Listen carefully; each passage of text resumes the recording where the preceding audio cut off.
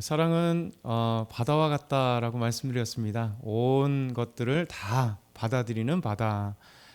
우리 하나님께서는 이런 사랑의 마음을 우리에게 베풀어 주시는 것 같아요. 오늘 오면서 생각한 것이 참 하나님의 사랑, 예수님의 사랑은 이 눈과 같다라는 생각이 듭니다. 이제 온 천지가 다 눈에 쌓여 있잖아요. 근데 눈을 보게 되면 정말 하얗잖아요. 예수 그리스도께서 우리의 죄를 깨끗이 눈과 같이 희어지게 하시고, 또 눈이 쌓인 모든 곳에는 사실 그 안에는 더러운 것들이 그대로 있음에도 불구하고 눈은 다 덮어주는 것처럼, 그래서 눈 온 자리에는 더러운 모습이 보이는 게 아니라 하얀 새하얀 눈만 보이는 것처럼, 우리 하나님의 사랑은, 또 예수님의 사랑은 눈과 같다.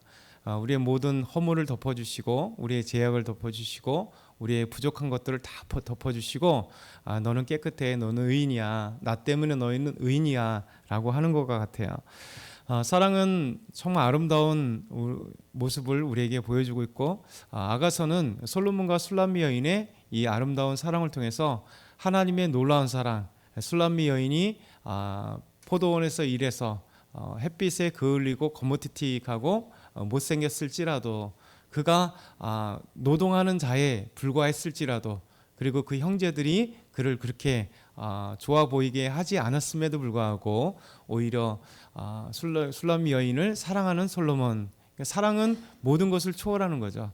오늘 말씀 보게 되면 8장 8절과 9절 이 말씀을 보게 되면, 특별히 8장의 이 말씀은 미성숙한 동생을 향한 오빠들의 보이지 않는 질투와, 그리고 이렇게 낮춰 부르는 모습이 있어요.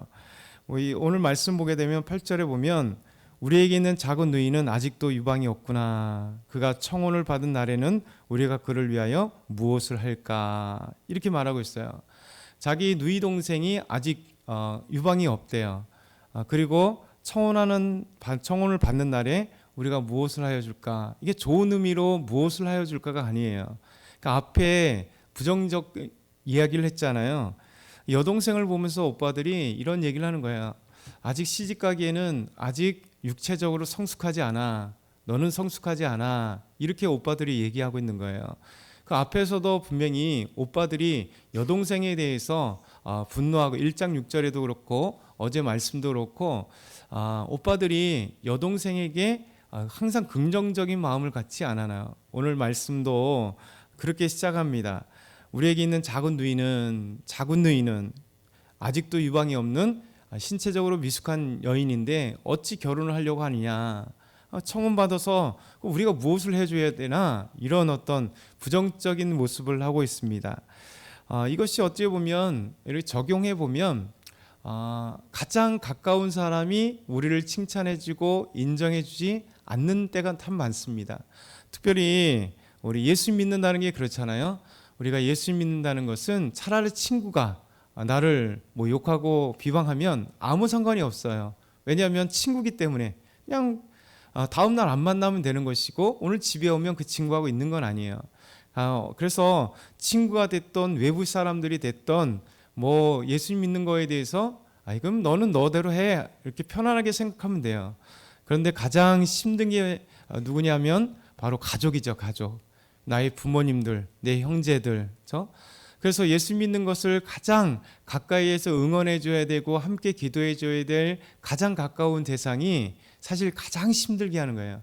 그래서 예수님께서도 우리의 원수는 우리의 가족이라 이야기하는 거예요.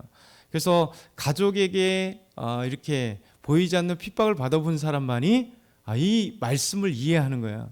그래서 하나님을 섬기는 데 있어서 가족이 가장 걸림돌이고 가장 힘들게 하고 어렵게 하는 것, 마치 이 술람미 여인의 오빠들과 같아요. 정말 사랑하는 사람이 생겼고, 그 사랑은 신분을 초월해서 자기를 사랑해주고, 또 이 여인도 그 솔로몬을 너무 사랑하는데 오히려 오빠들은 이렇게 긍정해주고, 너가 얼마나 예쁘길래 저 왕이 널 사랑하니, 넌 저 얼마나 멋진 사랑을 하니 하고 서로 인정해주고 격려해주고 이렇게 해주는 게 아니라, 오히려 오늘 8절의 말씀처럼 아직 너는 미성숙했는데 무슨 사랑을 하니, 무슨 결혼을 하니, 너는 아직 육체적으로도 정신적으로도 우리 앞에 우리가 다 해줘야 돼. 이런 어떤 억눌림이 여기에 있다는 거예요. 그래서 이 말씀 계속해서 보면 9절에 그가 성벽이면 우리는 음망대를 그 위에 쓸 것이다. 그가 누굽니까? 이 여동생을 사랑하는 그 사람이 너를 든든하게 지켜는 성벽이라면 우리는 거기다 위에다가 음망대를 하나 더 세울게. 이게 보이지 않는 부정적인 얘기입니다. 다음에 그가 문이라면 우리는 백향목 판자를 두리라. 막아버리겠다는 거예요. 문은 열리는 거잖아요.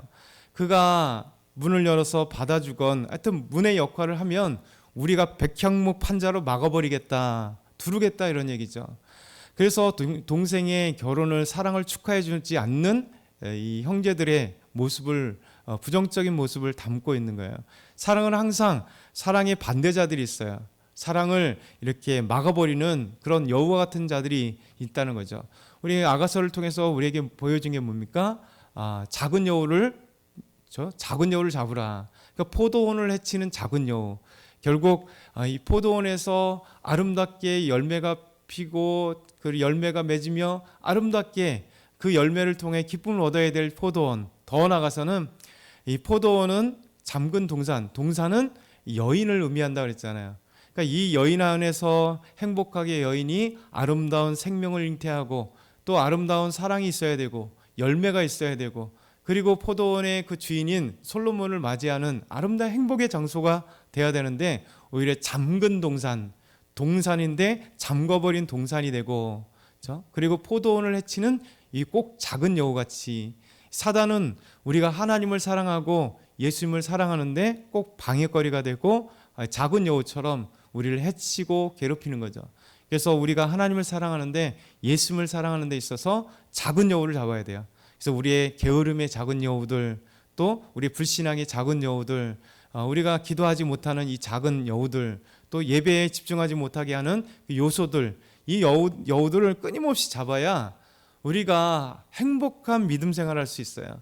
그래서 이 적용해서 나의 작은 여우가 뭔가 생각해보고 나를 인정하지 못하고 있는 그 요소가 뭘까 한번 생각해보는 좋은 말씀이 8절부터 9절의 말씀입니다. 그리고 10절은 이제 여성이 말하는 거예요. 오빠들에게 나는 사랑하기에 이미 성숙했다고 항변하고 있어요. 한번 10절 한번 같이 읽어볼까요? 시작. 나는 성벽이요 내 유방은 망대 같으니 그러므로 나는 그가 보기에 화평을 얻은 자 같구나. 나는 이미 성벽이에요. 내가 충분히 나를 다 지킬 수 있는 사람이에요. 그리고 내 유방은 당신들은 없다고 생각하지만 망대같이 봉구 쏟는 나는 이미 성숙한 여인이에요. 이렇게 이야기하는 거예요. 그러므로 나는 그가 보기에 나를 사랑하는 사람에게서는 화평을 누린 자, 사랑으로 행복을 누린 그런 사람입니다. 이렇게 여인이 항복을 하고 있는 거죠. 그래서 우리는 이런 것 같아요. 나를 무시하고 또 질투하고 나를 끊임없이 방해하는 자들 향해서 나는 충분히 예수님을 믿을 수 있는 사람입니다. 나는 하나님에 대해서 예수님에 대해서 충분히 사랑하고 그분 안에서 내가 화평을 이룰 수 있는 사람입니다. 라고 이렇게 말할 수 있는 것이죠.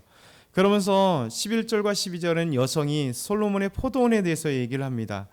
솔로몬이 바알 하몬의 포도원이 있어 지키는 자들에게 맡겨두고 그들도 각기 그 열매로 말미암아 은천을 바치게 하였구나. 솔로몬은 너는 천을 얻겠고 열매를 지키는 자도 200을 얻으리니와 내게 속한 내 포도원은 내 앞에 있구나. 솔로몬이 바알 하몬에 포도원이 있대요. 이 포도원을 지키는 자에게 이 포도원을 잘 가꾸게 만들었는데 이 포도원이 얼마나 좋은 포도원이냐면 솔로몬에게 나중에 이 열매를 통해서 은 1000개를 소득을 가져다 주는.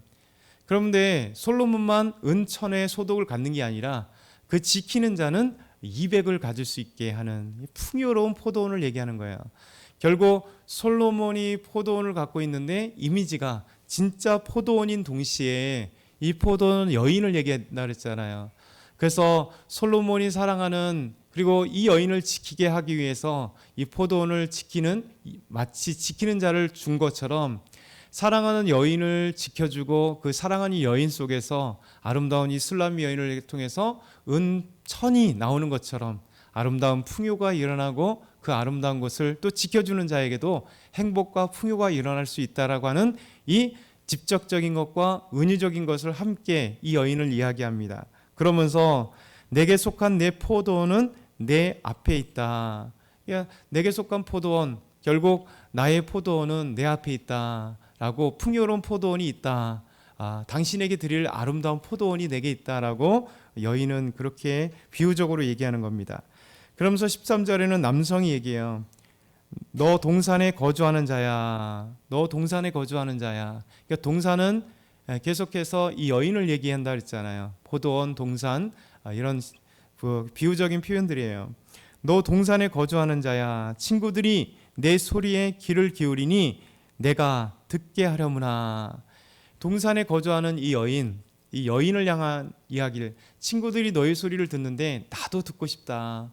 너의 여인, 그러니까 지금 솔로몬의 그 작은 소리라도 듣고 싶은 이 술람미 여인의 작은 소리라도 듣고 싶은 솔로몬의 아름다운 이 이야기가 오빠들의 이야기, 그리고 여인의 이야기, 그리고 남자 이 솔로몬의 이야기, 이렇게 계속해서 바꿔가면서 아름다운 노래가 진행되고 있는 거예요. 그리고 마지막으로 14절 우리 한번 같이 읽겠습니다. 시작.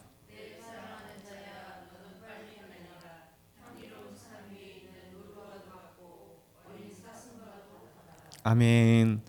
14절은 마지막으로 여인이 다시 고백을 하는 거예요. 남자가 13절에 얘기하고 마지막 14절 여인, 그러니까 솔로몬이 얘기하고 그 다음에 술람미 여인이 또 고백을 하는 거죠. 내 사랑하는 자야, 너는 빨리 달리라. 향기로운 산 위에 있는 노루와도 같고 어린 사돈과도 같아라. 그러니까 앞에서 쭉 뭘 표현했죠? 산을 넘어오는 노루와도 같고 사슴과 같이 이 여인을 보고 싶어서 달려오는 그 이미지를 사슴과 노루에 비유했었는데, 마지막으로 이 여인의 소리를, 술람미 여인의 소리를 듣고 싶은 솔로몬의 이 간절함이 또 여인이 응답해요. 그러면서 노루와도 같고 어린 사슴과 같이 향기로운 산에 달려오세요. 향기로운 산이라는 뭘까요? 자기를 얘기하는 거잖아요.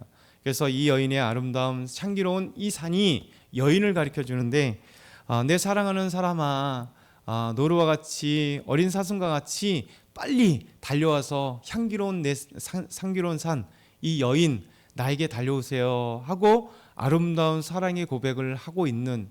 그래서 아가서는 이렇게 한 사람과 또 한 사람, 남자와 여자의 사랑, 솔로몬과 술람미 여인의 아름다운 사랑을 통해서 이미지화하는 거예요.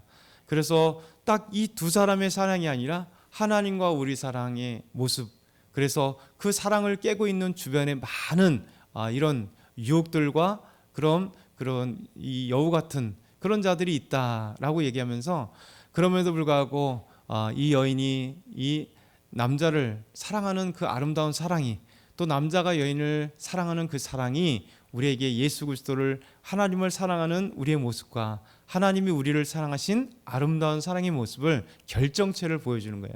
그래서 아가서가 바로 하나님의 말씀이고 아가서를 통해서 읽는 이 모습이에요. 사실 아가서를 설교한다는 건 참 어려워요. 왜냐하면 우리 글로 이렇게 좀 정형화된 글로 보면 조금 더 진한 사랑의 모습이 안 보이지만, 조금 더 본문의 히브리어로 보고 좀 더 풀어 쓴 성경들을 보면 정말 얼굴이 떳떳해질 정도로 진한 얘기들이 정말 가득한 건데, 근데 이것이 어떻게 사랑의 이야기인데 말씀일까 한다면, 이것이 바로 하나님과 우리 사랑의 이미지이기 때문에 더 강렬한 사랑이죠. 그러니까 우리가 하나님을 사랑하는, 예수님을 사랑하는, 하나님이 예수님이 우리를 사랑하신 그 사랑은 불같이 사랑하고, 그리고 너무나 뜨겁게 우리를 사랑하고 싶으신 하나님의 모습을 담고 있기 때문에 아름다운 성경으로 하나님께서 우리에게 주어지신 겁니다. 저와 여러분이 오늘 아가서의 마지막으로 통해서 정말 하나님을 더 사랑하고 예수님을 더 사랑하길 소망합니다. 사랑의 하나님 아버지 감사합니다. 주님을 사랑합니다. 온 대지에 눈이 덮여 하나님 모든 것을 덮어주는 것처럼 하나님의 놀라운 사랑, 예수님의 놀라운 사랑이 우리의 모든 것을 덮어주시고 오늘도 하나님을 뜨겁게 사랑하는 저희 모두가 되게 하여 주시옵소서. 감사합니다. 예수 그리스도의 이름으로 기도드리옵나이다. 아멘.